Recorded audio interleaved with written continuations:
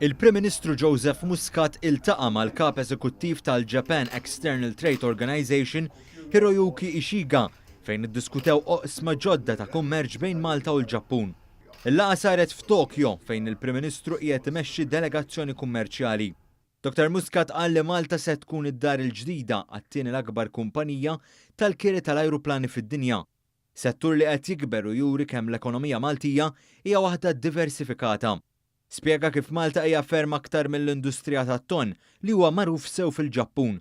Qal li għall-kuntrarju tal-perċezzjoni ta' ħafna l-iktar prodott li huwa esportat minn Malta huwa dak tal-microchips.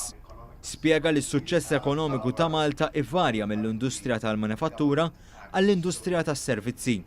Il-kap eżekuttiv ta' Ġetro qal li s-suċċess ekonomiku Malti qabeż l-aspettattivi u l-Ġappun qed iħares lejn Malta bħala destinazzjoni li hija ppożizzjonata strateġikament biex tintlaħaq l-Ewropa u l-Afrika ta' fuq. Il-Prim Ministru Muscat spjega wkoll il-leġiżlazzjoni tal-blockchain li qed tagħti ċertezza lis-settur.